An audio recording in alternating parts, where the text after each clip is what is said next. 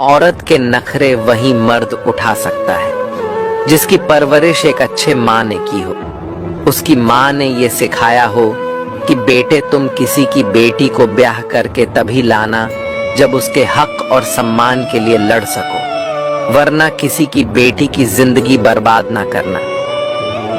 शुरुआती दिनों में पति की बेइंतहा मोहब्बत पाकर एक पत्नी को अपनी जिंदगी खूबसूरत लगने लगती है, लेकिन कुछ दिनों बाद उस पति का व्यवहार एकदम से बदल जाता है और फिर वह पत्नी मन ही मन अपने आप को कोसने लगती है। वह सोचती है कि ऐसा क्या कर दिया मैंने कि मेरे पति का प्यार कम हो गया। लेकिन आदमी की फितरत ही यही है, जब उसका मन भर जाता है तो उसका प्यार भी बदल जाता है। बीवी की कद्र देखनी है तो 1 महीने के लिए बीवी को मायके भेज दें, फिर खाना बनाने के लिए एक कुक रख लें, घर की सफाई करने के लिए एक नौकर भी रख लें, कपड़े धोने के लिए एक धोबी भी रख लें, बच्चों को संभालने के लिए एक आया भी रख लें, घर की देखभाल करने के लिए एक चौकीदार भी रख लें। फिर आप देखेंगे कि इतने सारे मुलाजिमों की फौज होने के बावजूद भी घर का निजाम वैसे नहीं चलेगा जैसे एक अकेली बीवी घर का निजाम चलाती है। अगर आप मेरी बातों से सहमत हैं तो कमेंट्स में यस लिखें। औरत ससुराल में सब सहन करती है, अगर उसका पति उस पर हाथ भी उठाए तो वो मार भी खा लेती है। कोई कुछ भी सुनाए तो चुपचाप सुन लेती है, भला बुरा सब सुनकर भी मौन रहती है। इसका मतलब ये नहीं कि वो कमजोर है, बल्कि वो जानती है कि ससुराल में सबकी जुबान कोबरा के जहर से भी जहरीली है। जब ये डसती है तो सिर्फ दिल ही नहीं, जिंदगी भी बेजान कर देती है।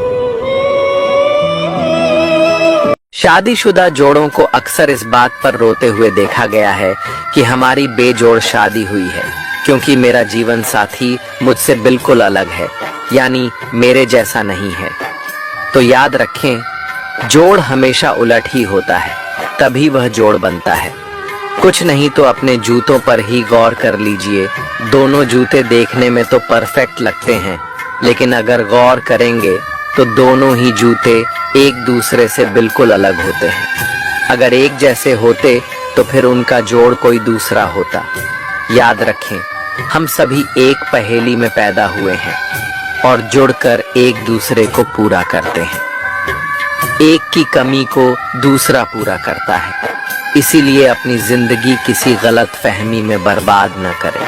अगर आप मेरी बातों से सहमत हैं तो कमेंट्स में यस लिखें।